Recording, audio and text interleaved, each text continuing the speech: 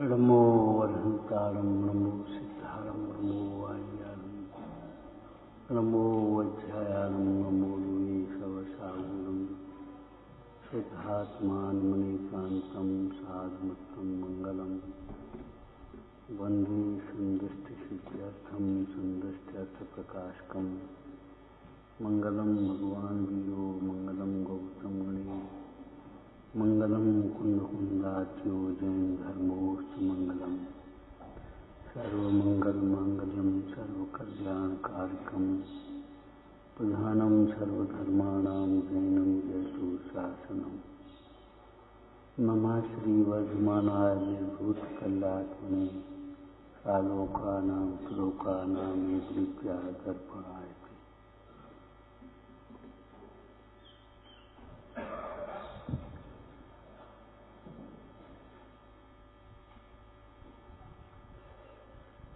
दस लक्षण धर्म, 10 धर्म नहीं, 10 लक्षण धर्म। 10 हैं लक्षण जिसकी ऐसा एक धर्म। लक्षण कितने? 10। और धर्म कितना? एक। धर्म एक प्रकार का होता है, कर्म अनेक प्रकार के होते हैं।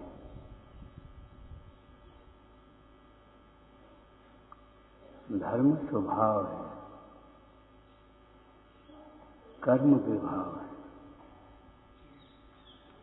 कर्म के फल भी अनेक प्रकार के हैं,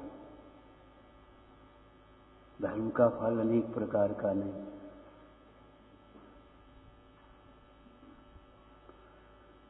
कर्म के फल में संसार 4 गतियां होती, 84 लाख योनियां होती,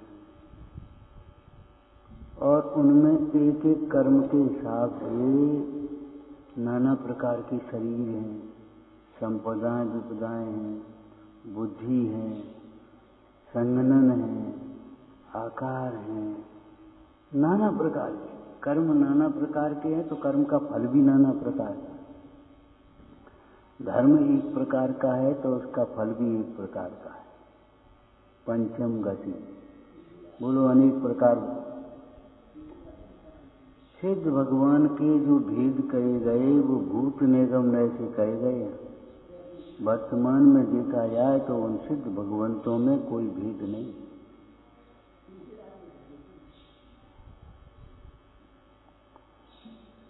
वह सिद्ध दशा शुद्धोपयोग का फल है। शुद्धोपयोग धर्म, शुद्धोपयोग धर्म है, और शुद्धोपयोग का फल है सिद्ध दशा। तो सिद्ध दशा एक प्रकार की है कि अनेक प्रकार की? आत्मा की परिपूर्ण आनंदमय परिपूर्ण शुद्ध दशा,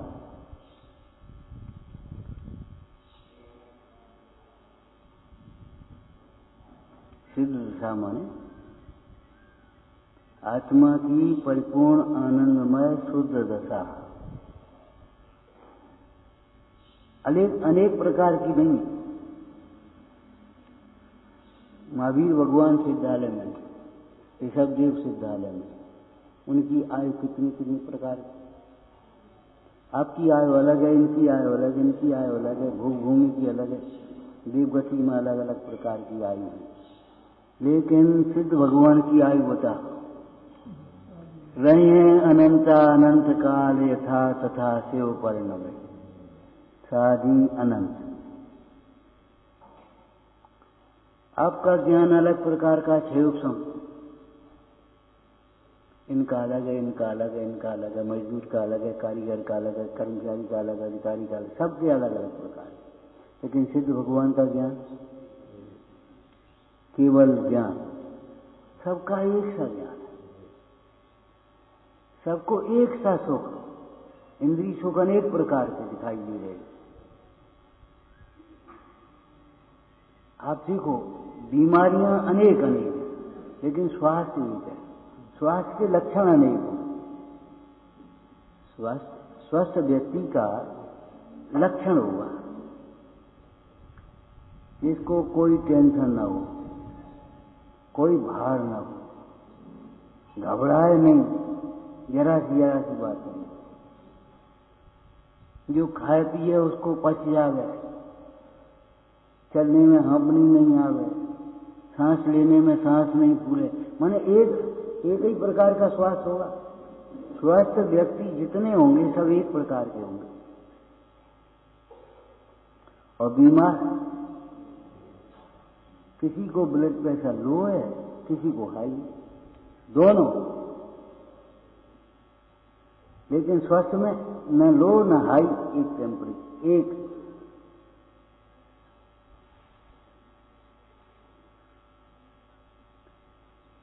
विचारना धर्म 10 नहीं है, धर्म के लक्षण 10 प्रकार के। वस्तु अनेकांतात्मक है और एक द्रव्य अनेकांतात्मक है, एक गुण भी अनेकांतात्मक है और एक पर्याय भी अनेकांतात्मक। अमृतचंद स्वामी ने लिखा, विश्व में सब अनेकांतात्मक है। अगर अनेकांत आत्मक न हो तो एक वस्तु ही अनेकात्मक या सर्वात्मक हो जाएगी। अत्यंत भाव का अभाव हो तो सर्वात्मक सिद्ध कर ले, लेकिन एक वस्तु अनेक प्रकार की, अनेक न हो, अनेकांतात्मक न हो तो सर्व प्रकार की हो जाएगी। जैसे बोलो एक सोना है, सोना ही पीतल हो जाए, सोना ही तांबा हो जाए, सोना ही लोहा हो जाए, सोना ही धातु हो जाए, सोना ही लिक्विड हो जाए, सोना ही पानी बन जाए, तो क्या होगा? सोना क्या रहेगा? सोना सोना ही है, पीतल तांबा नहीं है, उसके लक्षण अलग। जीव जीव है, जीव पुद्गल नहीं है, धर्म नहीं है, अधर्म नहीं है, आकाश नहीं है, काल नहीं है। और जीव एक जीव अन्य जीव रूप नहीं, अनेकांतात्मक है। गेहूं गेहूं है, गेहूं चना नहीं, सरसों नहीं। एक अस्थि में अनेक नास्ती है कि नहीं? एक चौकी है, एक काठ की है तो स्टील की, सोने की कुछ नहीं है। एक चौकी है तो चौकी है, तखत नहीं है, कुर्सी नहीं। अभी कोई आए, चौकी नीचे रखी हो और बच्चा आकर के बैठ जाए, ये क्या करता है? ये बैठने की चौकी नहीं है, शास्त्र की चौकी। तो बैठने की नहीं है, ये नास्ती हो गई, और शास्त्र की है, ये अस्थि हो गई। अस्थि नास्ती आत्मा की वस्तु हो गई कि नहीं हो गई? अनेकांत आत्मक कौन सा वस्तु नहीं है? बताओ आप, एक वस्तु का नाम बताओ जो अनेकांत आत्मक न हो, जो सर्वथा नित्य ही हो, अनित्य नहीं हो। कोई वस्तु ऐसी नहीं। आप तो बिल्कुल बदल गए, पहचान ही नहीं आ रहे। तो पहचान नहीं आ रहे तो बोलने कैसे लगे? इसका मतलब है कोई चीज ऐसी है जो नहीं बदली।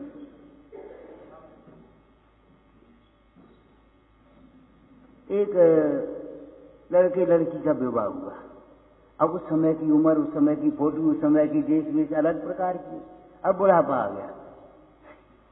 अब न तो लड़की ये कहेगी हम तुम्हें अपना पति नहीं मानेंगे, और न वो कहेगी हम अपना पति नहीं मानेंगे। एक ही नाम रहेगा, एक ही अवस्था रहेगी, एक ही गति रहेगी, बदलते हुए भी नहीं बदलेगी। और न बदलते हुए भी बदल जाएगी। आप सोचो, यही शक्ल बनी रहे, नहीं बनी जाएगी। यही अकल बनी रहे, नहीं बनी जाएगी। भक्त प्रमोद में दान के प्रसंग में एक सुंदर चर्चा की। कवि ने बादलों का दृष्टांत दिया। बादलों की घटाहार छाई है, हवा का वेग चल रहा है, तो वो छोटे छोटे टुकड़े हो जाते हैं ना ऐसे से, और उस समय पानी बरसने की आस कर रहा है किसान कि पानी बरस जाए तो काम बन जाए। तो कवि कहता है, ए बादलों, अभी चातक ऊपर को मुंह लगाए देख रहे हैं, अभी किसान आस कर रहा है, अभी बरस जाओ और नहीं तो हवा का एक झोंका आएगा तो उड़ जाओ, कहेंगे कहीं बरस जाओ, क्या मतलब निकलेगा? अभी कुछ उपकार कर लो। नीच शतक में लिखा, भैया जो अधिकार पाकर के उपकार नहीं करते वे धिक्कार के पास हो जाते। अधिकार पाकर के जो उपकार नहीं करते हैं तो धिक्कार के पात्र हो ही जाते हैं। अरे ये सब बेकार आदमी, कुछ नहीं, कोई मतलब नहीं। और जो जिसका उपकार करता है वह उसके द्वारा उपकृत हुआ जीव उसका उपकार करता है। तो विचार करो, कौन सी वस्तु अनेकांतात्मक नहीं है? घी है, तेल नहीं है, मिश्री है, नमक नहीं है। और अकेला नमक ही नहीं है ऐसा नहीं, मिर्ची भी नहीं है, नींबू भी नहीं है। उस मिश्री से अगर आप चाहो खटाई का काम नहीं ले सकते। आंख है, आंख कान नहीं है। आंख ठीक है, और कान में अगर जरा परेशानी आ जाए तो आंख से देखने का काम करोगे, सुनने का काम तो नहीं, आंख से ही कर लो, नहीं कर पाओगे। आंख है, कान नहीं, हाथ है, पैर नहीं, तो ये इसी का नाम तो अनेकांत। वस्तु में रहने वाले परस्पर विरुद्ध दो धर्मों का एक साथ प्रकट रहना, ये अनेकांत आत्मा है। कौन सी वस्तु ऐसी है जो नित्य है, अनित्य नहीं? वस्तु का अनित्य धर्म भी उस वस्तु में नित्य रूप से रहता है, हमेशा रहना। इसी सिद्धांत को सिद्ध करने के लिए जैन दर्शन में स्यादवाद, इनका है भाई जीव नित्य है, क्या सुनो, सर्वथा नहीं। अगर सर्वथा नित्य होता तो निगोद से निकल करके यहां कैसे आ गए आप? इतने छोटे जन्म हो जाता है इस पर्याय में भी, आज इतने बड़े कैसे हो गए?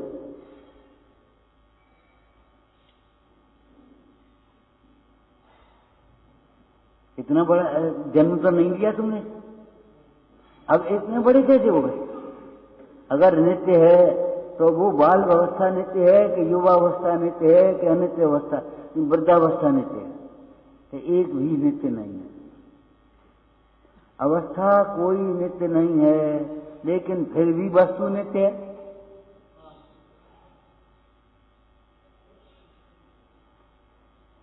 समयसार जी की गाथा में से बोलो, टीका, अवध स्पष्ट अनन्य, अनन्य कहा, अनंत की व्याख्या करिए, अनन्य की व्याख्या करो। एक मिट्टी की स्वभाव की दृष्टि से देखा जाए तो मिट्टी मिट्टी मिट्टी, और अगर उसकी पर्यायों को देखा जाए तो वही मिट्टी घड़ा बन गई, वही मिट्टी ठीकरा बन गई, वही मिट्टी पिंड रूप थी, वही मिट्टी गीली होकर के गोल आकार हो गई। बताओ, मिट्टी मिट्टी मिट्टी।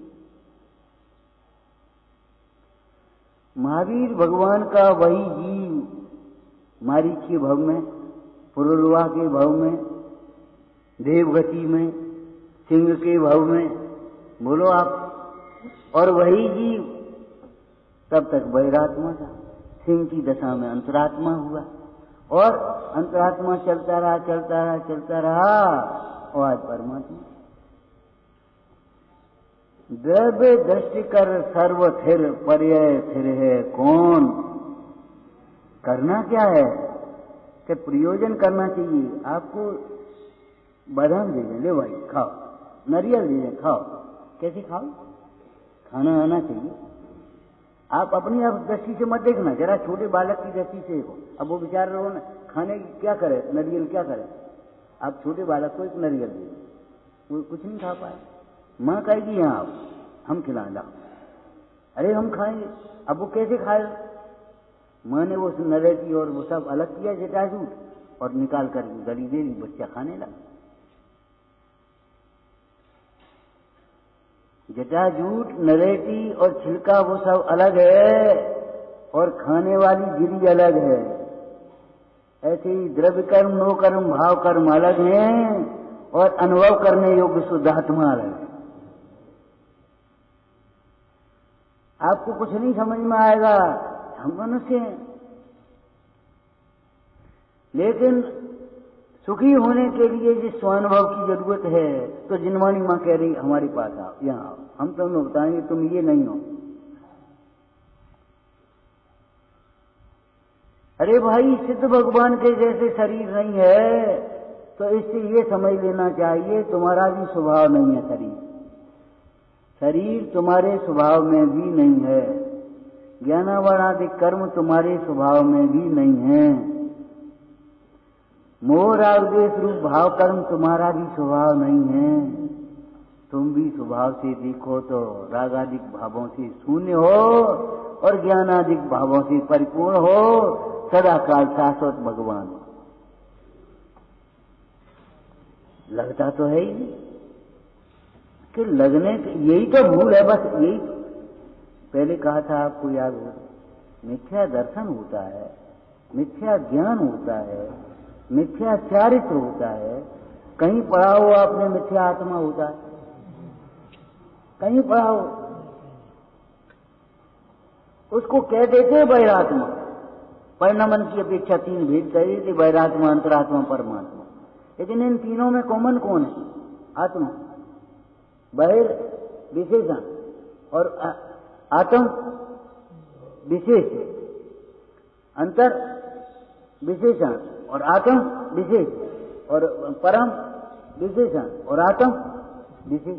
तो एक सामान्य क्या रहा? आत्म आत्म आत्म। हे भाई, जिसको तुम बहिरात्मा मान रहे हो, पापी मान रहे हो, मूल मान रहे हो, वह भी आत्मा है, तिरस्कार मत करना। उसका भी तिरस्कार मत करना। ये चरणान योग का जो सिद्धांत है, वो द्रव्यान योग से अंतर्गर्भित है, अनुवासित है। घृणा तुम पाप से करना, न पापी से कभी करना। कितने बहिरात्मा हो, उठ जाए। अब किसको सुनाओगे?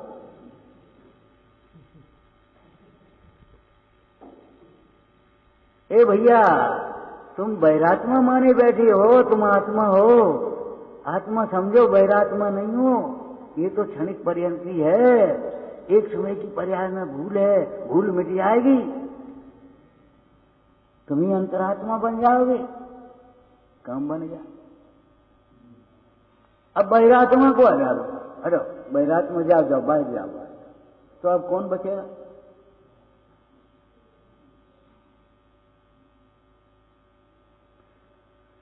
विश्व में सब अनेकांत आत्मक है, आत्मा भी अनेकांत आत्मक है, ये धर्म भी अनेकांत आत्मक है। अरे धर्मी ही अनेकांत आत्मक नहीं है, धर्म भी अनेकांत आत्मक है। धर्मी आत्मा तो अनेकांत आत्मक है ही, लेकिन ये धर्म भी अनेकांत आत्मक है। जिस धर्म को हम साम्य भाव कह देते हैं, सामान्य से विविक्षा भेद से रहित, उसका नाम साम्य भाव। विविक्षा भेद से रहित सामान्य की अपेक्षा कह देती साम्य भाव, वितराग भाव। उस धर्म के अनेक भेद कैसे अपेक्षा से कहे जाते हैं, उसमें अनेक धर्मों का रूप है। धर्मांग, धर्मांग कहे ना, जैसे अष्टांग शरीर है ना ये, और एक ही धारा बह रही है उसमें भीतर से बाहर। यहाँ कोई ऐसे करे तो भी दर्द आपको, और यहाँ ऐसे खेचे तो भी दर्द आपको। क्यों? यहाँ से नख से लेकर के सिख तक जानने देखने वाला एक अमूर्तिक आत्मा है। असंख्यात प्रदेश है, फिर भी अखंड है। असंख्यात प्रदेश होते हुए ही कोई असंख्यात भेद नहीं है। आप लोग नारा लगा दीजिए कभी कभी, हम सब एक हैं। कितना अगर अर्थ किया जाए, शब्द अर्थ सीधा सीधा बिना समझे हुए, तो हम सब बहुवचन हो गया कि एक वचन, और हम सब एक है। क्यों भाई, हम सब एक हैं, तो ये बताओ, तुम्हारे इधर हो, हमारे इधर होना चाहिए, और हमें भूख लगे तो तुम्हें भूख लगना चाहिए। तुम्हें दुख हो तो हमें भी दुख होना चाहिए। तो श्यार किसी अपेक्षा से एक है। क्या हम सब एक हैं? किसी अपेक्षा से। किस अपेक्षा एक हैं? जीवत्व की दृष्टि से देखा जाए तो हम सब जीव हैं, ठीक है। भव्यत्व की अपेक्षा देखें तो हम सब भव्य हैं। आत्मार्थी की अपेक्षा देखा जाए तो हम सब आत्मार्थी हैं। मुमुक्षु की अपेक्षा देखा जाए तो हम मुमुक्षु हैं। श्रावक की अपेक्षा देखा जाए तो हम श्रावक हैं। हम सब श्रावक हैं, ऐसा नहीं है दोस्त। देखो, श्रावक और त्यागी का भेद करके श्रावक का अनादर मत करना। समंतबद्ध स्वामी कहते हैं, ग्रस्तो मोक्ष मार्गस्थो निर्मोहो निर्भो। श्रावक साधना का मूल है, ये समझना। मतलब ही मत बनो केवल रोटी खाने के लिए श्रावक के घर के पहुंच गए थे, वैसे श्रावक को हे कहोगे। हमारे आचार्यों ने चतुर्वेद संघ में मुनि, आरिका, श्रावक, श्राविका चारों वर्ण है। मुनि, आरिका, श्रावक, श्राविका। अगर श्रावक श्राविका नहीं होंगे तो मुनि आरिका भी कहां से आएंगे? कहां आहार लेंगे? किसको उपदेश देंगे? बोलो आप, ये मंदिर कौन बनाएगा? मुनि बनाएंगे आकर।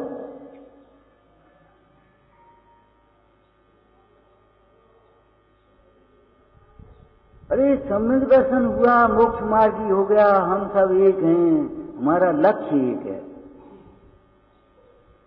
हमारा साथ एक है। पढ़ा है तुमने संकल्प बोले हम एक हैं। ये सारे ऊपरी भेदभावों को भूल जाओ, एकजुट होकर के काम करो। आपसे पहले भी कहा था, देखो कितनी ताकत हो गई। अगर यहां लग जाए तो मर जाए आदमी, और अलग अलग करो तो क्या होगा? और ऐसी ताकत हो गई। लोक में कहावत क्या बोलते हैं मालूम है तुम्हें? बंधी मुट्ठी और खुली मुट्ठी। बंधा परिवार रहा हमारा तो, ए भैया बोन से मत बोलो, वो 4 जने हैं, 4 भैया हैं, वो अभी आएंगे इकट्ठे होके। और अलग अलग हो गए तो कौन पूछेगा? बंदी समाज रहेगी, आपके इतने वोट हैं, इतने फलाना है, इतने वो हैं, माने हर जगह। और अगर आप बंटवारी कर लिए फिर क्या होगा आपका? अरे एक बुहारी भी अगर बंधी रहती है तो उससे सफाई होती है, और खुल जाए तो उस बुहारी का ही कूड़ा हो जाता है।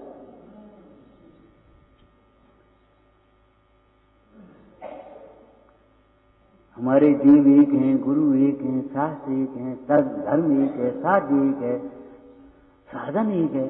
अब बता कौन सा भेद है? क्यों बंटवारी कर रहे हो ये शरीर की अपेक्षा? पूज्यपाद स्वामी कहते हैं समाधि तंत्र में, शरीर के भेदों से जो जीवों में भेद गिनता है वह मिथ्या दृष्टि है, अज्ञानी है। जैसे समाज में जो पैसा के भेद से गिनते, ये पैसा वाले, ये गरीब है, समाज को संगठित नहीं कर पाएंगे। समाज में सब, कोई पैसा कम है, कोई ज्यादा है, उसे क्या फर्क पड़ता है? इसमें सबका योगदान है। किसी ने सोचा, किसी ने पैसा दिया, किसी ने बनाया, किसी ने समय दिया, सबका योगदान है कि एक का? अब तुम कहो हम पैसा वाले हैं, जैसे क्या हो जाए? हम विद्वान हैं, ऐसे क्या हो जाए? विचार करो भाई। आत्मदृष्टि बनाओ, शरीर दृष्टि छोड़ो। शरीर की दृष्टि से जो सर्वथा जीवों में भेद गिनता है वह बहिरात्मा है, मिथ्या दृष्टि। शरीर के भेदों से आत्मा में भेद नहीं होते। जैसे आभूषणों के भेद से सोने में भेद नहीं होते, घड़ा, ढक्कन, झाड़ी आदि इन बर्तनों के भेद से मिट्टी में भेद नहीं होता। अगर मिट्टी के स्वभाव के समीप जाकर के देखा जाए, कितना सुंदर शब्द है, वाक्य है।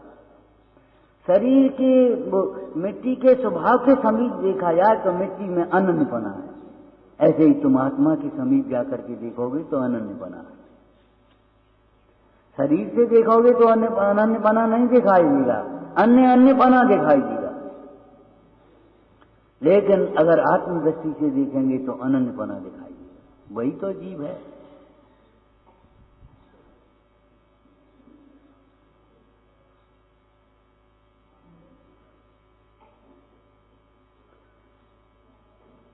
धर्म भी अनेकांतात्मक है। जो साम्य भाव है या वितराग भाव है, उस धर्म में क्रोध न होने से उसी को क्षमा कहते हैं। उस धर्मी जीव को किसी के प्रति क्रोध नहीं होता, इसलिए उसी को क्षमा कहते हैं। जैसे व्यक्ति एक, जन्मा एक और नाम अनेक। जन्मा एक बालक का जन्म हुआ, उसके चाचा से पूछोगे क्या हुआ, भतीजा हुआ। पिता से पूछोगे क्या हुआ, बेटा हुआ। बाबा से पूछोगे क्या हुआ, नाती हुआ। तीन हुए कि एक हुआ, समझ में नहीं आता। तीन है कि एक है, उसमें सब अंतर्गर्भित है कि नहीं इस बालक में। ऐसे एक धर्मी जीव को जब देखा हमने तो उसमें अनेक प्रकार की विशेषताएं या लक्षण दिखाई दिए। एक सामान्य में अनंत विशेष है कि नहीं। तो एक धर्म में भी, एक धर्मी में भी, धर्मात्मा जीव में भी हमें अनेक लक्षण दिखाई दिए। उसमें उसको किसी के प्रति क्रोध नहीं होता। तो हमने कहा ये क्षमावान, इसको मान भी नहीं है इसलिए विनयवान, इसको मायाचारी नहीं है सरल, इसको लोभ नहीं है संतोष है। चार व्यक्ति नहीं है, एक क्रोध, एक क्षमावान है, एक विनयवान है, एक सरल है, एक संतोषी है, एक संयमी है। ऐसे भेद नहीं है, 10 भेद नहीं है। एक ही साम्य भाव के 10 लक्षण कहे गए। लक्षण किसे कहते हैं? लक्षण परिभाषा, लक्षण का लक्षण करिए न्यायशास्त्र से। अनेक मिली हुई वस्तुओं में से लक्ष्य को अलग पहचानने वाले चिन्ह को, हेतु को लक्षण कहते हैं। तो अब हमने सोचा कौन धर्मात्मा है? ये तो बड़ी पूजा करते, 1 घंटे 2 घंटे पूजा करते भैया, ये तो बहुत दान देते, ये बड़ी उपवास करते हैं, ये इन्हें खूब यात्रा, 4-4 दफे यात्रा कर ली इन्होंने, 1 से 1 बंधन, 1 से 8 परिक्रमा कर ली। चाहे कुछ हुआ हो, जल्दी जल्दी में कीड़े खोने हो, लेकिन 1 से 8 परिक्रमा हो गई। तो भैया ये तो बड़ी धर्मात्मा है। लक्षण पहचानो, ये कोई धर्म के लक्षण तो नहीं कहे। धर्म का लक्षण कहा क्षमावान।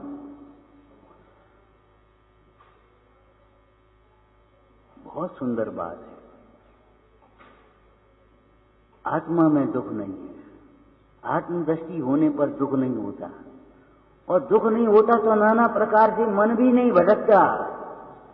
जब आप स्वस्थ होते हो तो मन भटकता है।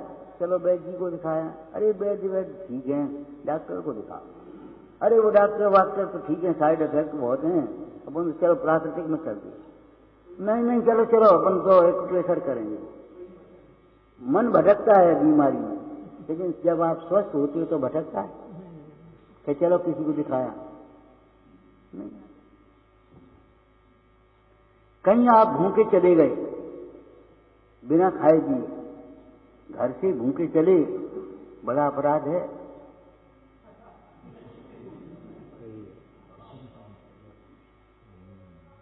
वहां पर मन भटकता है, क्या करें, भूख लगी है, कुछ ले भाई, फल ही ले लो, मिष्ठान ले लो, मूंगफली ले लो, चना ले लो, गुड़ ले लो, मेवा ले लो, भरकता है और भरा पेट है वो ऐसे चला जाता। एक बार की आपको घटना सुनाई थी यहाँ बैठ करके। एक बार कुछ श्रावक लोग अपने यात्रा करने जा रहे थे। बाबा जी वहां रहते थे ब्रह्मचारी, तो बोले बाबा जी आप भी चलो। बोले नहीं।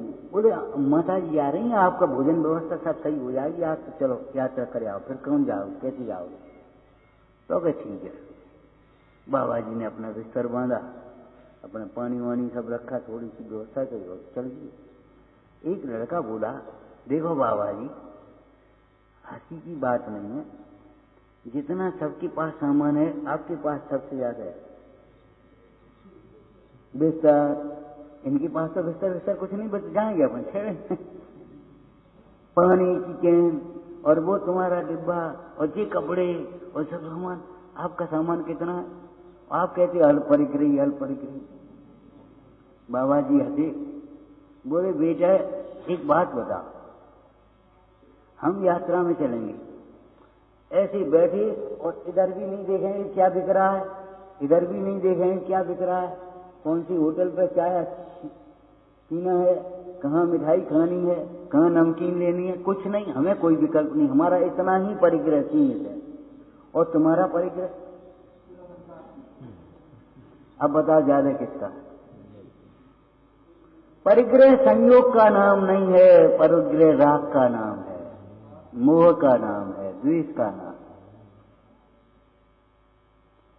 मंदिर में हम कितनी देर रहते हैं ये महत्व की बात नहीं है, मंदिर में रह करके हम अपने स्वरूप को कितना विचार करते हैं, कितना ध्याते हैं, कितना देखते हैं, ये महत्व की बात है। हम तो 2 घंटे लगाते हैं, हम तो 3 घंटे लगाते हैं। अरे 2-3 घंटे की बात नहीं है। आप मंदिर में बैठ करके क्या करते हैं ये बताओ? केवल कामनाओं की पूर्ति के लिए, कामनाओं के वशीभूत होकर के भगवान की भक्ति पूजा करते हो, ये मंदिर में आना सार्थकता नहीं है। इससे मंदिर में आने की सार्थकता नहीं हो जाती। मंदिर में आकर के अंदर वाले देव को पहचानो तो तुम्हारी सार्थकता है। आपको याद होगा बात, बोलो देवालय में विराजमान देव, देहालय में विराजमान देव को जानने के लिए, पहचानने के लिए है तुम्हारा कल्याण। उस देहालय में विराजमान देव के आश्रय से होगा। देवालय के विराजमान देव तब निमित्त होंगे, उपादान तुम स्वयं बनोगे तब। धर्म के 10 लक्षण हैं। इन लक्षणों से धर्मी को पहचानना कई बार बहुत बड़ी गलती हो जाती है। विवाह शादियों के संबंध में भी हो जाती है। वो लड़की बड़ी धर्मात्मा, फर्स्ट आई है वो परीक्षा में, और उसको भक्तामर याद है, उसको समय सार की गाथाएं याद हैं, उसको फलाना याद है, वो 1 घंटे पूजा करती है।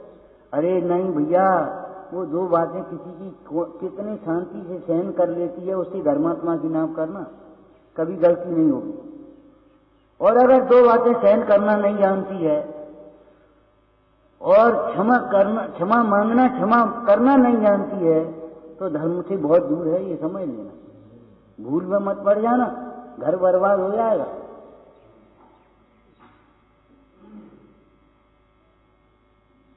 धर्मात्मा का लक्षण, पहला लक्षण है क्षमा।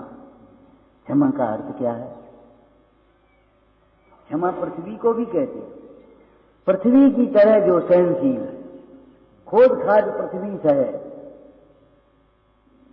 दुनिया का कूड़ा करकट जाकर के पृथ्वी पटक देते हो, कुछ नहीं। अपना सारा भोजन पृथ्वी पर डाले हो, पृथ्वी कभी कहती है भाई? अगर आप अपने स्वरूप को नहीं समझते, हित अहित को नहीं पहचानते, अच्छे कार्यों में नहीं लगते, तो पृथ्वी पर भारभूत हैं। भारभूत हैं, कोई मतलब नहीं है।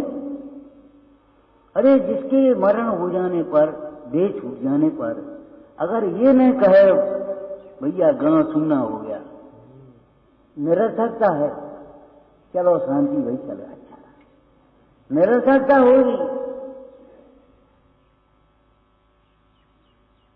ये कोई जीवन है? क्षमा का अर्थ है सहनशील होना, सहनशील होना, अपना दोष देखना,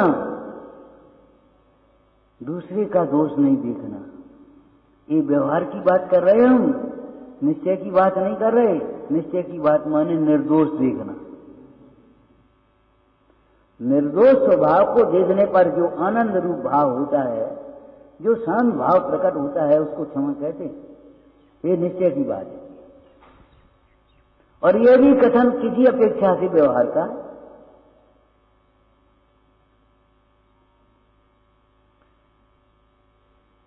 निश्चय से कहां कथन है, कहां कथन है? कथन भेद करके कहा जाएगा। क्यों? एक सिद्धांत है, वस्तु पूर्ण होती है, कथन अपूर्ण होता है। एक समय में नहीं कह पाओगे आप। मिश्री कह करके बताओ। अगर आप कहोगे मिश्री मीठी है, तो सफेद भी तो है, चिकनी भी तो है, ठंडी भी तो है। एक समय में एक बात बताओ ना आप, कि कैसे बताएं वो अनेकांतात्मक है। कैसे हम बता दें? एक जो वस्तु अनेकांतात्मक है उसे एकात्मक कहना एकांत मिथ्या। वस्तु के अनेक धर्मों को जानते हुए, अनेक धर्मों को गौण करके एक धर्म की मुख्यता से कथन करना, वह तुम्हारा सम्यक नय है। और वस्तु में रहने वाले अनंत धर्मों की परवाह न करते हुए, न जानते हुए, एक धर्म को ही पूरी वस्तु कह देना, समझ लेना, मान बैठना, उसी के अनुसार प्रवर्तना, ये सब मिथ्या एकांत है।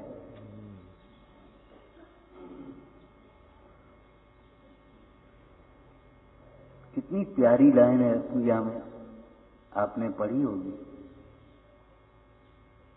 दुख के प्रसंग में मन भटकता है, अभी चर्चा की थी।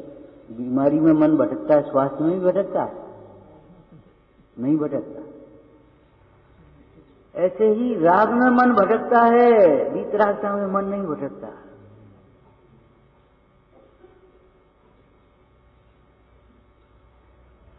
दुख में मन भटकता है, सुख में मन नहीं भटकता।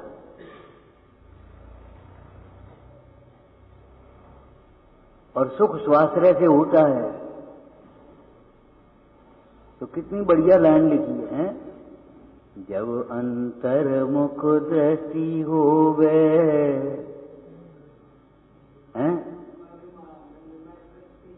परमानंदमय वृत्ति होवे, और तानिष्ठ भाषे नहीं कोई, क्रोध बैर उत्पन्न न हो, उत्पन्न ही नहीं होता, उत्तम क्षमा हो।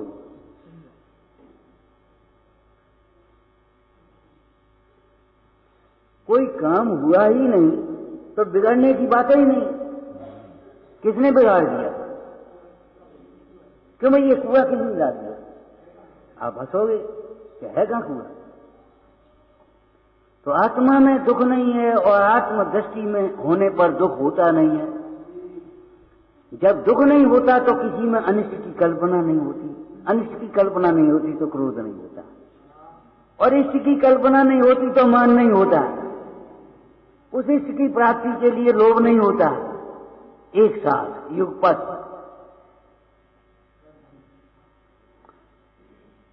कथन में क्रम है, वस्तु में क्रम नहीं है। सामान्य गुण के नाम बताओ। अस्तित्व गुण, वस्तुत्व गुण। पहले कौन सा है? पहले अस्तित्व गुण। कितने पहले? क्या अकेला अस्तित्व था पहले? अस्तित्व भी अनादि से है, और वस्तुत्व भी अनादि से है, और एकत्व भी अनादि से है, और अनेकत्व भी अनादि के से है, और प्रमेयत्व भी अनादि से है। क्रम नहीं, अक्रम। पर्याय क्रम रूप होती हैं, गुण अक्रम होते हैं। ये सैद्धांतिक ज्ञान भी यही थोड़े थोड़े सीखते जाओ समय समय में, और बाद बाकी अभ्यास करो। ताते जिन बर कथित तत्व अभ्यास करिए, संशय विभ्रम मोह त्याग आपो लगे।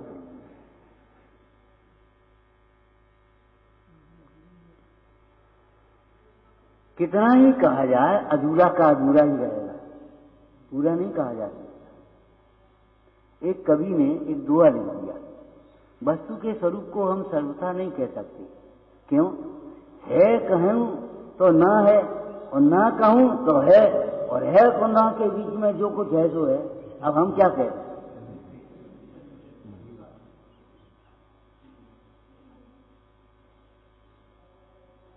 एक पानी का गिलास ले, ये क्या है? बोले पानी। ये बोले नहीं नहीं जल, नहीं नहीं वाटर। अब बताओ क्या है तो है, हम क्या कहेंगे? भाषाएं हैं अनेक प्रकार की, तो कह रही हैं अपनी, पर्यायवाची नाम है।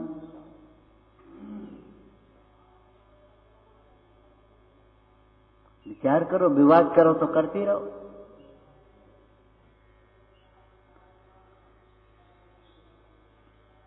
उस साम्य भाव का नाम ही क्षमा है, जो साम्य भाव स्वाश्रय से प्रकट होता है। स्वाश्रय से प्रकट होने वाला परम आनंदमय भाव, उसी को साम्य भाव कहेंगे। क्यों? उसमें मोह नहीं है। मोह नहीं है। मोह नहीं है क्या मतलब? वह अपने स्वरूप को भूला नहीं और किसी पर को अपना नहीं माना। जो सुखी है वह पर को अपना मानता नहीं, और जो पर को अपना मानता है वह कभी सुखी होता नहीं। ये सिद्धांत है। जो पर को अपना मानता है वह सुखी होता नहीं, और जो सुखी होता है वह पर को अपना मानता नहीं। जिन्हें सुखी होना हो, अरे जिन्हें कहा को सभी को सुखी होना है, पर को अपना मानना अब तो छोड़ो।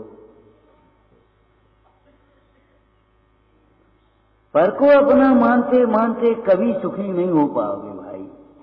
कितने ही उपाय कर लेना, कितने ही विकल्प कर लेना, कितनी ही पुण्य के उदय की सामग्री हो जाए इकट्ठी, सुखी तो नहीं हो पाओगे।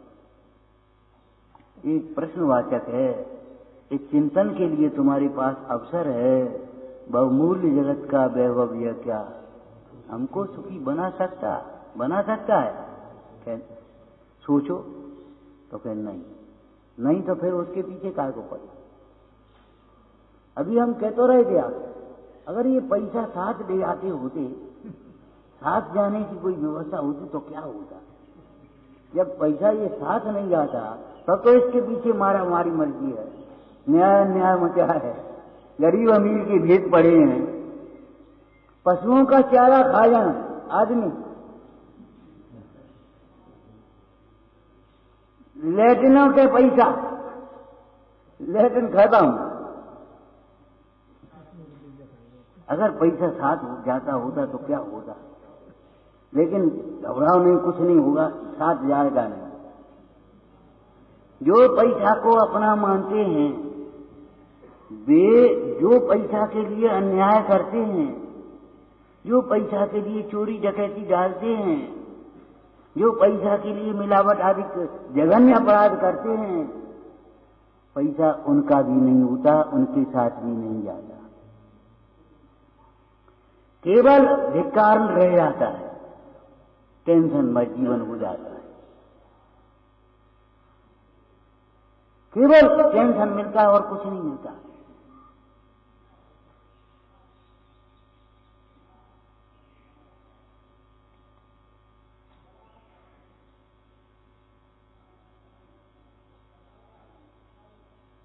नीतिकार कहते भैया न्यायोपार्जित धन ही तुम्हें थोड़ी बहुत शांति दे सकता है, तुम्हारा धर्म ध्यान में मन लगा रहेगा, कोई अयोग्य नहीं करोगे, कोई आकुलता व्याकुलता नहीं होगी, और नहीं तो आकुल व्याकुलता में जीवन जाएगा।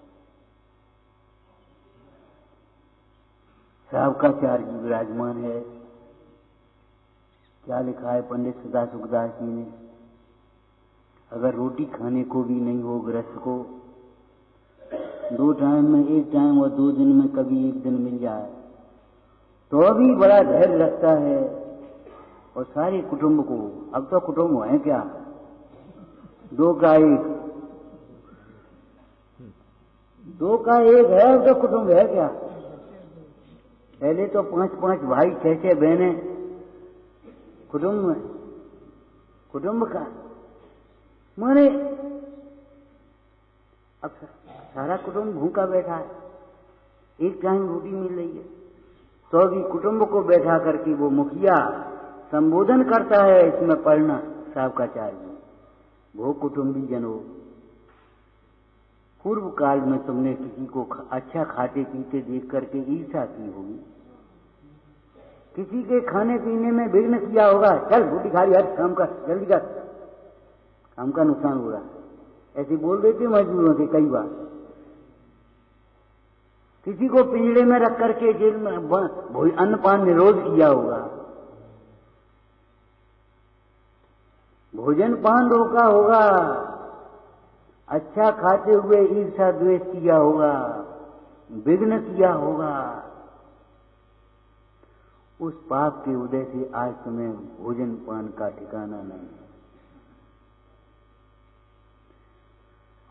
और संयोग की बात है, ऐसे ही जीव हम सब इकट्ठे हो गए कुटुंब में। कुटुंब का क्या दृष्टांत है? कुटुंब कैसा है? जो मेले में पंथी जन मिलते धरे फिरते, जो तरवर पर रैन बसेरा पक्षी आकर के। तुम्हारा पुत्र कहां से आया और तुम कहां से आए, और तुम्हारी स्त्री कहां से आई, और तुम्हारी मां कहां से आई, तुम्हारा पिता कहां से आए? बता सकते हो आप? अलग अलग गतियों से आकर के इकट्ठे हो गए। सबका क्षोभम अलग अलग है, सबकी स्वास्थ्य अलग अलग है, सबकी भूख प्यास अलग अलग है, सबका सोच अलग अलग है। हमने आपसे पहले कहा था चक्रवर्ती की 6 खंड में आज्ञा चलती थी, इतना पुण्य था। आज तो भैया क्या कहें, किसी की घर में अगर आज्ञा चल जाए तो बहुत पुण्य कमाएंगे। लड़का मानता तो लड़की नहीं मान रही, लड़की नहीं मान रही, और तो भी तुम मानने को तैयार नहीं है जिनवानी। आश्चर्य की बात तो ये है। और तो भी उसी के मोह में भव में ब्याह कर कितने परिवार गुसाए, था मरा उन्हीं की ममता में पर काम नहीं आए, तो भी उन्हीं की ममता में मर रहे। 10 गाली देंगे सवेरे उठ करके, उसको नहीं देना चाहिए, गाली निकाल। अरे गाली देना नहीं चाहिए, गाली सुनना भी नहीं चाहिए। अब सामने वाला देने लगे तो कि तो मुझे नहीं दे रहा, जो मैं हूं उसे दे नहीं रहा, और जिसे देख करके दे रहा है वो मैं नहीं हूं। गाली न लेने का तरीका क्या है? गाली से भेद विज्ञान करो। जिसे देख करके गाली दे रहा है वो मैं नहीं हूं, और मुझे देख रहा ही ना, मुझे गाली दे नहीं रहा, मैं तो अमूर्तिक प्रदेशों का पुंज हूं। एक बात। दूसरी बात, कर्णानुयोग से देखो, द्रव्यानुयोग हो गया, कर्णानुयोग से देखो। हमारे उदय के बिना तो नहीं दे रहा। हमने चाहे किसी को चाहे कुछ बोला होगा अपनी छपरास में, आज उदय आ गया तो हमसे बोल रहा है सामने वाला, अब हमें बुरा लग रहा है, हमें तकलीफ लग रही है। जब हम कुर्सी पर बैठे थे, सामने वाला बेचारा मजबूरी का मारा आ गया, तो हमने अपने रौब से चाहे कुछ बोला उसे। आज हमारा मौका लग गया, आज हमारा उदय आ गया, अब सामने वाला बोल रहा है, तो अब क्या इसमें दोष किसका? उसका तो दोष नहीं है। ये कर्म पूरब किए खोटे, सही क्यों नहीं जी रहा, अति क्रोध अग्नि बुझाए प्राणी सामने जल ले। क्रोध एक अग्नि है, हरी भरी बगिया को जला दे, खत्म कर दे। कितने वर्षों की तपस्या दीपायन आदि की, क्रोध की अग्नि में स्वाहा। द्वारका क्रोध की अग्नि में स्वाहा।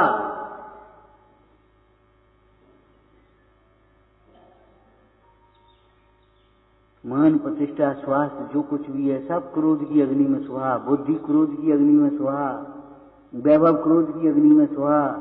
7 वर्ष में फसल उगाई पहले, और तो माना वैसा ही था। 2 भाइयों ने मिलकर के फसल उगाई, बढ़िया फसल हुई, और आकर के रखी गई वहां, क्या बोलते उसको, हैं, खलियान में फसल रखी। और दोनों भाइयों में जाने क्या बात हुई, कहा सुनी हो गई, उसने उसकी में आग लगा दी, उसकी उसमें आग खत्म। वो दोनों भूखे। अब तुम्हें देख लेंगे नहीं, हम तुम्हें देख लेंगे, अपने अपने को देख ले तो काम बन जाए। अपने अपने को देखने से क्षमा होती है और दूसरों को देखने से क्रोध होता है। क्रोध इसमें लिखा राक्षस है, राक्षस। क्षमा दैवीय गुण है, देवता। क्षमा वाले पुरुष को आदमी क्या कहते हो, भैया आदमी नहीं है, देवता है। और क्रोध वाले को राक्षस, कुत्ता, माने क्या क्या जन बोलते, त्रियंत, नारकी।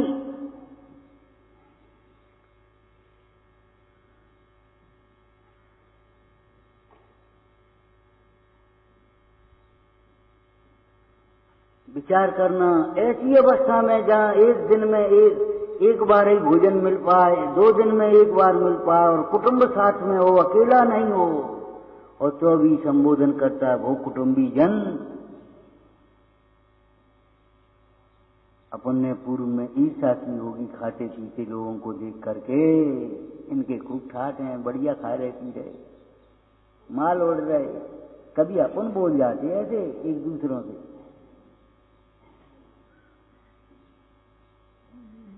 नहीं बोलना चाहिए, नहीं बोलना चाहिए।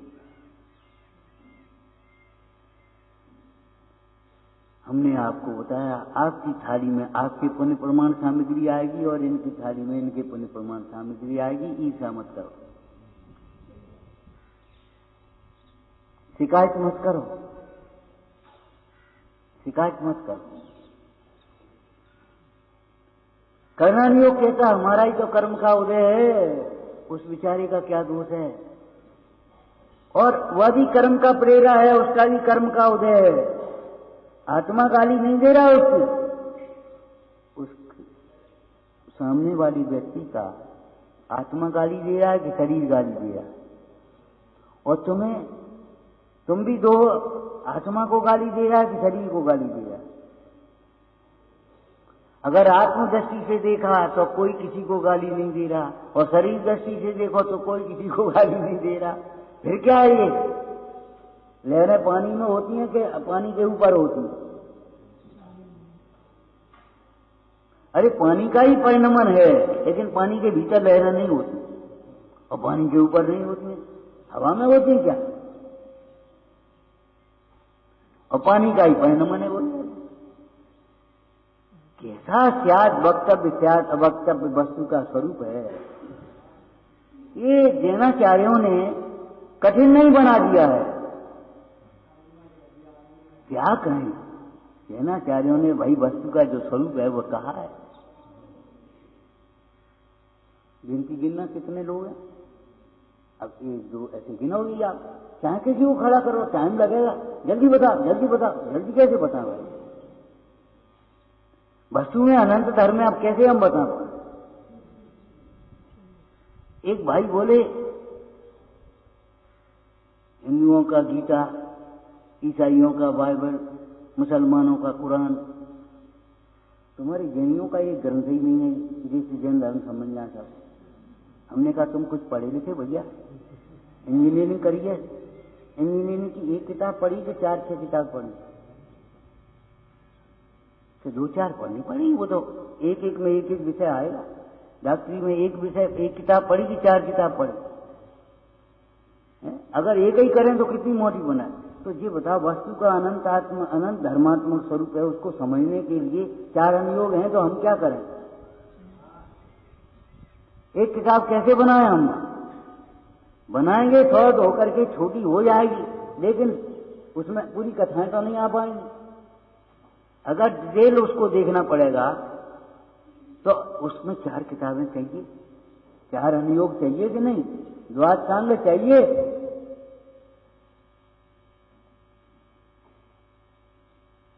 अनंत सुख चाहिए तो अनंत सहन शक्ति चाहिए। ध्यान रखना, कहां तक सहन करें ये भाषा छोड़ देना, ये विकल्प छोड़ देना। कहां तक सहन करें बोलो, जहां तक तुम्हें सुखी रहना हो। जब तक सुखी रहना हो तब तक सहन करते चले जा, चलेगा। अंत में सहन शक्ति से वो क्रोध की अग्नि हारेगी। उपसर्ग करने वाले हारे हैं, उपसर्ग जिनके ऊपर किया है, ऐसे क्षमा धर्म के धारक योगीश्वर कभी नहीं हारे। पार्श्वनाथ को तो केवल ज्ञान हो गया, कहां तक सहन करें। कर्णान योग से देखें तो अपना ही उदय है, और चैनान योग से देखें तो भैया क्या कहोगे, क्यों भैया, अरे बोलो, सुस्त मत बोलो, शरीर का बुढ़ापा है, आत्मा का नहीं। हाँ बोलो, चैनान योग से, अरे हमारा ही दोष है, हम उसका बुरा मान क्यों रहे, हम उसमें एकत्र क्यों कर रहे हैं। क्यों तूने मुझे गाली क्यों दी, कि तुमने गाली देने वाले को अपना क्यों समझा, दोष किसका, समझ में आ गए क्या कह रहे हो। हम कह रहे तूने मुझे गाली क्यों दी, तूने कर रहे हो उसको, लाज प्यार से भी नहीं बोल पा रहे।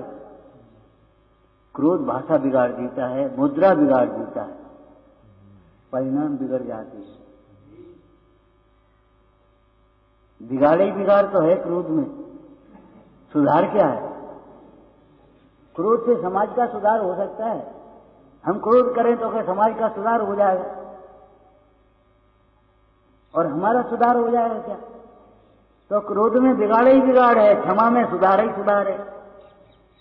जिन्हें सुधार करना हो उनको क्षमा को पकड़ना चाहिए, और बिगाड़ तो किसी को करना नहीं, इसलिए क्रोध की बात तो है।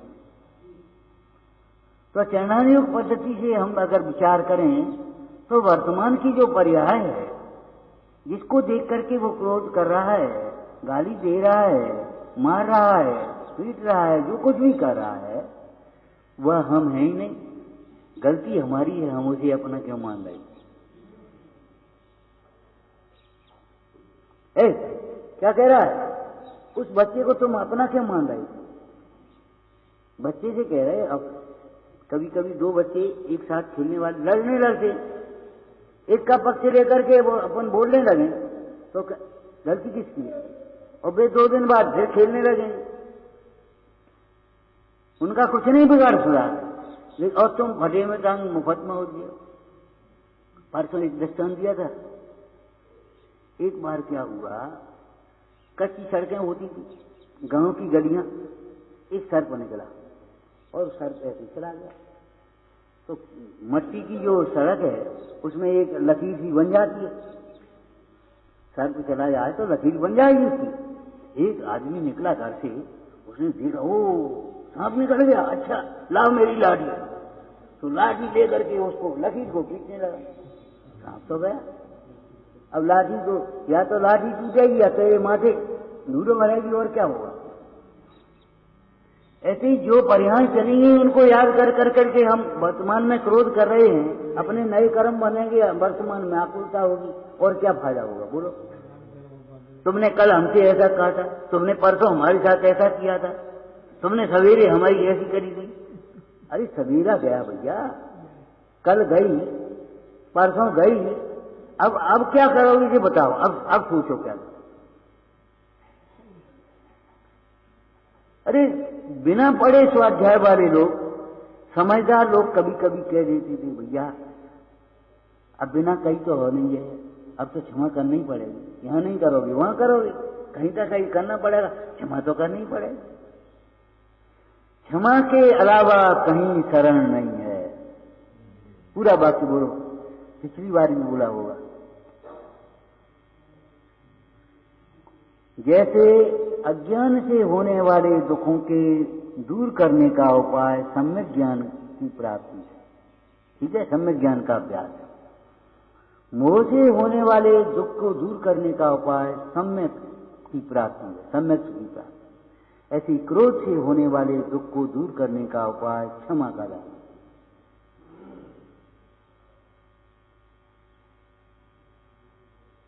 हमारा मन इधर उधर भटके, एक ही उपाय, अनन्य चेता, अनन्य अन्यथा शरणम नास्ति। इन जिन चरणों में और अपने स्वभाव में अनन्य हो जा, अनन्य श्रद्धा होना चाहिए। जैसे शीलवती नारी का एक पति है, ऐसे ही सम्यक्ति के एक ही देव बीतरा, एक ही गुरु है निर्गंठ, एक ही धर्म है अहिंसामय। हिंसा किसी का धर्म नहीं है। हिंसा किसका धर्म है? झूठ बोलना किसका धर्म है? चोरी करना किसका धर्म है? किसी धर्म में लिखा हो, अरे मत में भी लिखा हो समझदार लोगों के, धर्म तो बात एक ही है। धर्म किसी की मान्यता नहीं होती, धर्म तो वस्तु का स्वभाव होता है। ये नाना प्रकार की मान्यताएं हैं, धर्म नहीं है। लेकिन फिर भी जिन लोगों ने समझदारी से कुछ धर्म की अपनी व्याख्या करी, बताओ किसी धर्म में ये कहा हो कि क्रोध धर्म है? समय को धर्म का। अरे जली जमीन में खेती होती है क्या? अंकुरा होते हैं, अंकुर भी निकल जाए ऐसा होता है क्या? तो धर्म का अंकुरा कैसे आ जाए? क्रोध से जली हुई जमीन में, चित्त भूमि में धर्म का अंकुरा नहीं हो सकता। क्रोधी जीव शब्द तो सुनेगा लेकिन अर्थ विपरीत ग्रहण करेगा। अकेले क्रोधी की बात नहीं है, मानी अर्थ तो शब्द तो सुनेगा और अर्थ विपरीत ग्रहण करेगा, अभिप्राय ग्रहण नहीं करेगा। चरणान योग कहता है हमने ही तो अपना माना, उस कर्म के उदय में जुड़ान किसने किया?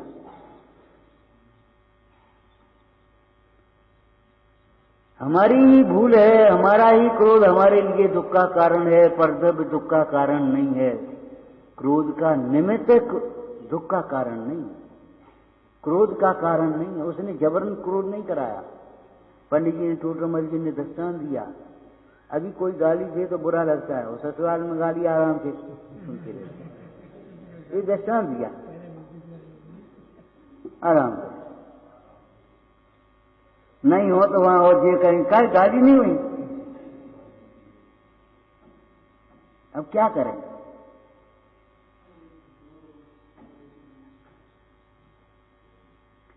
अभी आपके ऊपर एक छींटा डाल दे तो बुरा लगेगा आप, और होली में खूब सब्र रखो तो और हंसोगे। एक मान्यता ही तो है भाई, मान्यता ही तो है। माने कर दिया इसने, हमारा गंदा अपमान कर दिया, इसने हमारा सम्मान कर दिया। किसने अपमान किया, किसने सम्मान किया? तुम्हारे गुणों से तुम्हारा सम्मान होता है, तुम्हारे दुर्गुणों से तुम्हारा अपमान होता है।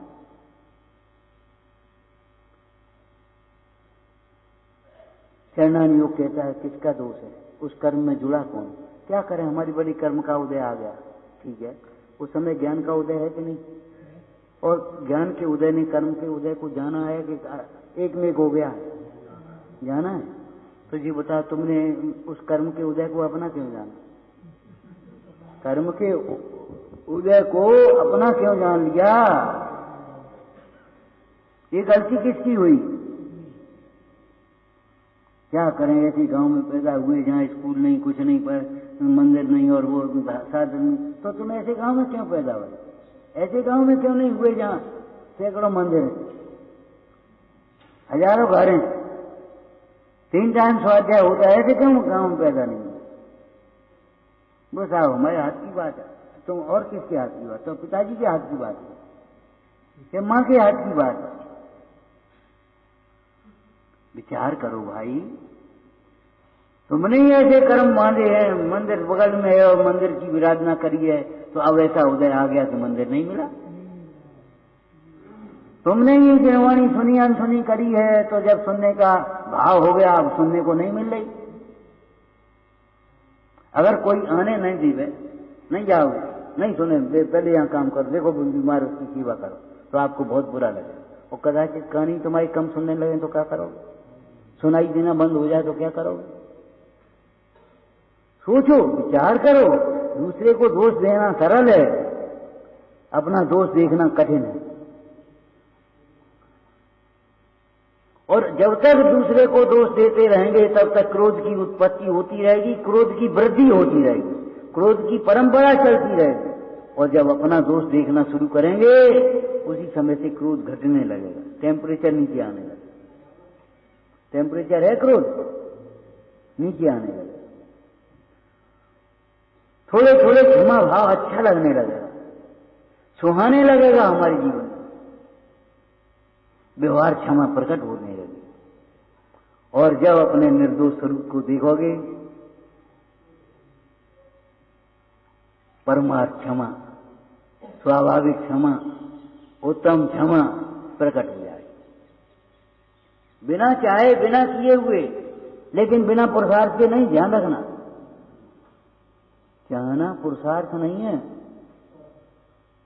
चाह होना अलग बात है, पुरुषार्थ होना अलग बात है। पैसा की चाह सबको है, लेकिन पुरुषार्थ पैसा हर एक को नहीं। और पुरुषार्थ के नाम पर ही तुम्हारा उल्टा सीधा दंड फंद। अरे पैसा पुण्य के उदय से आता है, पुण्य में लगो तो तुम्हारा पुरुषार्थ है कुछ।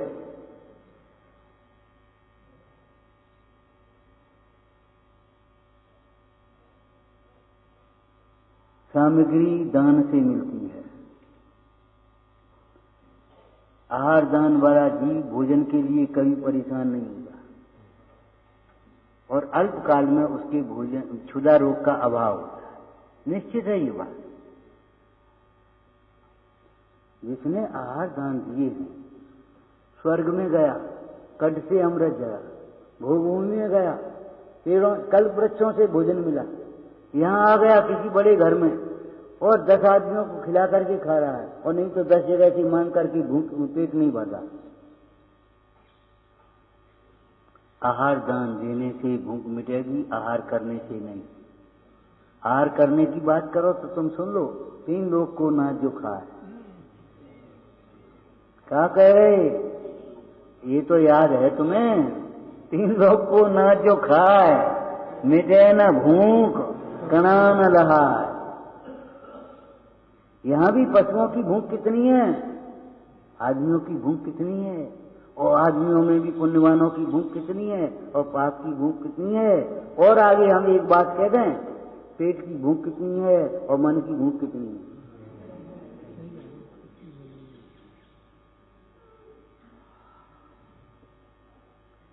एक भाई को, बच्चे को 20-22 वर्ष का बच्चा हुआ, थोड़ा बैराग का भाव जग गया, अपन को उलझना नहीं है संसार में, सब अपना धर्म ध्यान करना है। उसको सलाह दी लोगों ने, जैसी मानता होगी वैसी सलाह देंगे कि भैया कभी गांठ को पैसा घर तो कर लेगा, गांठ को पैसा काम आएगा, गांठ का ज्ञान काम नहीं आएगा, गांठ का पैसा काम आएगा।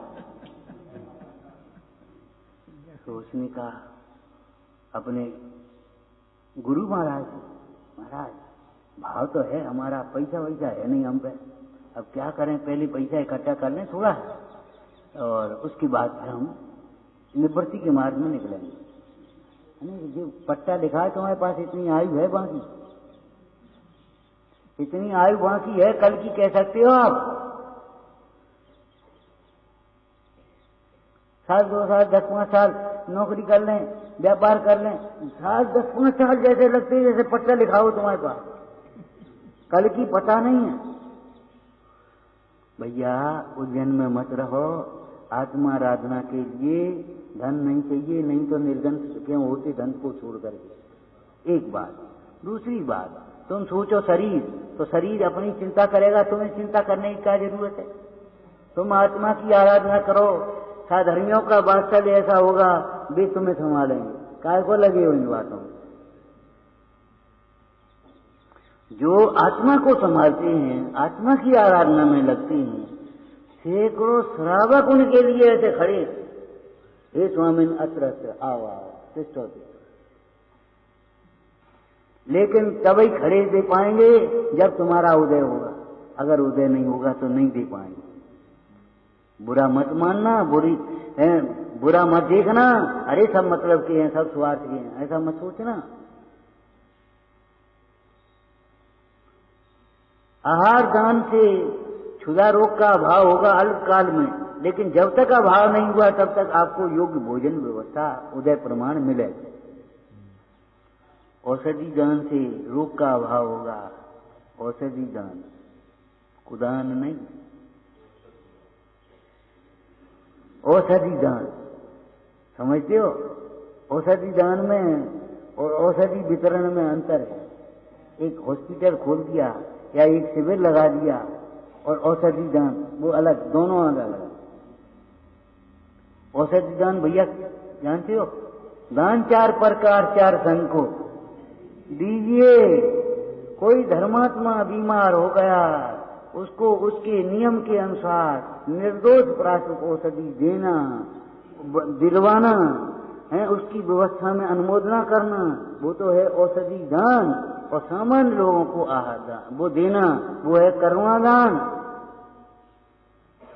और अवक्ष खिलाना, ये तो कुदान हो गया। कोई सामान्य व्यक्ति बीमार हो जाए, पशु पक्षी बीमार हो जाए, तो उसको एक निर्दोष विधि से उसको उपचार करना, उपकार करना, ये करुणा दान हो जाता। पात्र नहीं है ना वो। और धर्मात्माओं में से कोई हो जाए तो उसको निर्दोष औषधि देना विधि के अनुसार। एक मुंडाज बीमार हो गए, अब बताओ पंडित जी क्या करें इनको? तो अलग से तो लेंगे नहीं, हमने जो कोई कहने की बात है अलग से दवाई लेंगे। अरे ये मान करके इनका इलाज करना है, अलग से दवाई नहीं लेंगे। अपनी बुद्धि किस काम की, अपनी पढ़ाई किस काम की? अरे आहार के साथ योग्य औषधि उसमें संयोजन करके देना पड़ेगा। समझ में आ गया कि नहीं? अब वो दान है पात्र दान। क्यों अंतर क्यों है? वे अगर थोड़े से बीमार ज्यादा होंगे तो उनके परिणाम में थोड़ी संक्लिष्टता है, धर्म ध्यान में विघ्न आएगा।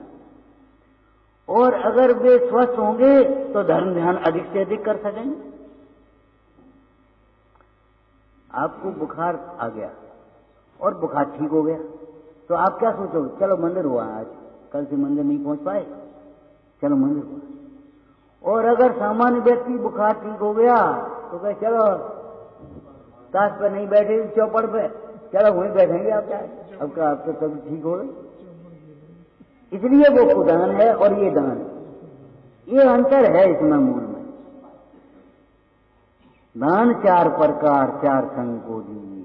और करुणा दान ये है, बेचारे समझते हैं नहीं, सामर्थ्य है नहीं, दीन दुखी हैं और दुख दूर करने के लिए बेचारे आकुलित हैं, तो उनकी योग्य परिचर्या, उनके योग्य विधि से उनका परिचर्या करना, वो आपका।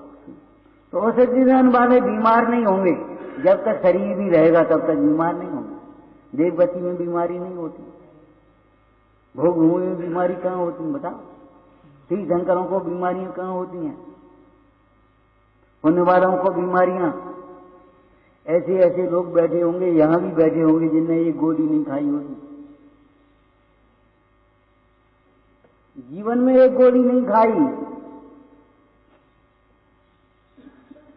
और यहां गोलियां कोई नाश्ता हो रहा। ऐसे ऐसे लोग हैं बेचारे सवेरे से गोली के आदि में, और डॉक्टर कह रहा है ये गोली तो तुम्हें जीवन भर लेने पड़ेगा, हम नहीं जान 14 साल है का हो, बोलो ऐसी पराधीनता हो।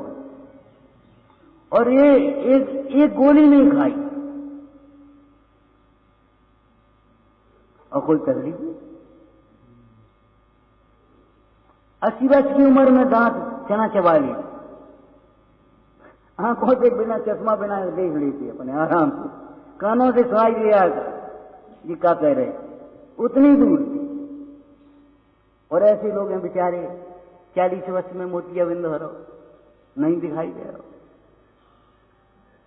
कहूं ब्लड प्रेशर हो रहा है, कहूं ये हो रहा है, कहूं कैंसर हो रहा है, कहूं कुछ हो रहा है, बताओ आप। तो उस श्रावक ने कहा, हे भाई, पूर्व काल में हमने धर्म के स्वरूप को नहीं समझा, आज महाभाग्य से जिन देव का उपदेश हमें मिला है, हमारे ऊपर जिम्मेदारी व्यवहार से है, तुम सबके पालन पोषण की, ये हम समझते हैं। हम पुरुषार्थ से करेंगे, मेहनत करेंगे, भाग्य प्रमाण जितना मिले उतने में बंटवारा कर लो भैया, उतने खाओ पियो। अब हम दुर्लभ जिन धर्म को पाकर के अन्याय तो नहीं करेंगे, दुर्लभ जिन धर्म को पाकर के अन्याय तो नहीं करेंगे। और तुम भी ऐसा कोई काम मत करो जिससे हमारा धर्म बिगड़े।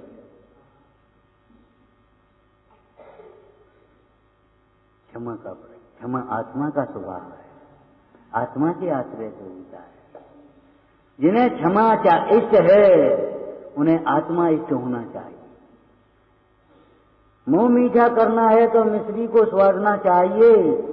क्षमा धर्म चाहिए, सुख चाहिए तो क्षमा करना सीखो, सुख चाहिए तो क्षमा करना सीखो और क्षमा मांगना सीखो। धर्म का लक्षण है ना।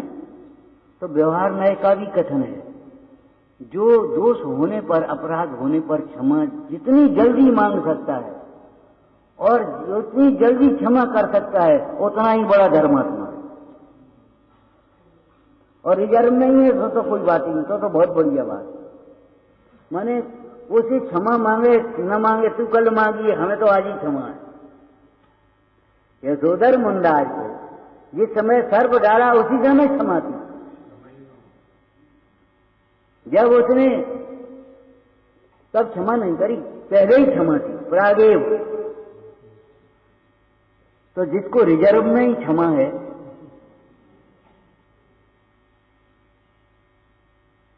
पहले से ही क्षमा है, सहज भाव से क्षमा है, सोच सोच करके नहीं क्षमा करनी पड़ रही, उसका नाम धर्मात्मा है। ये धर्म का लक्षण है। आप धोखे में मत आया ना कि इतनी पूजा कर रहा है, इतने शास्त्र पढ़े हैं, इतने ये काम कर रहा है, इतनी क्रिया करता है। नहीं नहीं भैया, धर्म का लक्षण ये है जो जितनी सहजता से स्वीकार कर लेता है। तो ऐसा क्यों कह रहे, ऐसा क्या कर रहे, ऐसा क्यों है, ऐसा क्यों है, ये नहीं, अतर्को स्वभाव है। इसका मतलब कोई डरपोक बनाना नहीं, एक विनयवान बनाना भी है। जब हमारे गुरु कह रहे, कोई कह रहा है, तो उन्होंने सोच समझ के ही कहा। अब हम परीक्षा करेंगे, तुम परीक्षा क्या करोगे?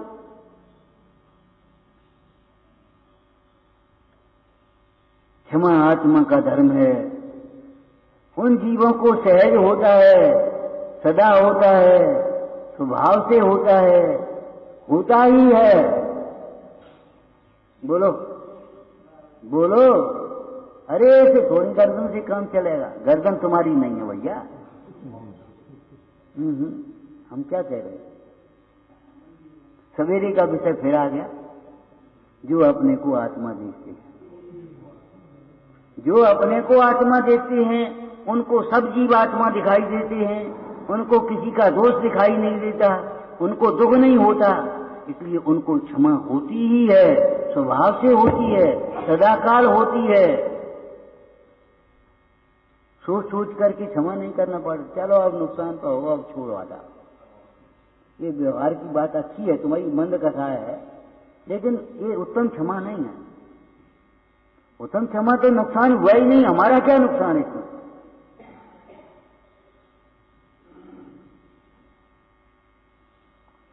अपने चिंतन को तात्विक बनाओ, तत्व अभ्यास करो। देखो भाई, 24 घंटे दूसरों के कामों के लिए हैं, दूसरे कामों के लिए हैं। देखो क्या कह गए, क्या कह गए? दूसरों के कामों के लिए हैं और दूसरे कामों के लिए हैं। अरे थोड़ा समय अपने लिए निकालो, और अपने लिए, केवल केवल अपने लिए आत्मदृष्टि से अपना चिंतन करो। हमारा स्वभाव क्या है, हमारा साध्य क्या है, और हम कहाँ लगे, चले जा रहे इधर, कहाँ जा रहे कि गवा दिए जा रहे, अब चले जा रहे इधर। होना है सुखी और चले आ रहे परिग्रह की ओर। भैया विचार करो, होना है सुखी और तुम्हें लक्ष्य करके क्रोध बढ़ाते चले आ रहे। शांत शांत शांत, विरम विरम, विरम विरम, अलम अलम, ये शास्त्र में सत्य हैं, विचारना। ओम नमः। सहजानंदी शोध स्वरूप अविनाशी में आत्म स्वरूप, आनंदी शोध स्वरूप अविनाशी में आत्म स्वरूप, सहजानंदी शोध स्वरूप अविनाशी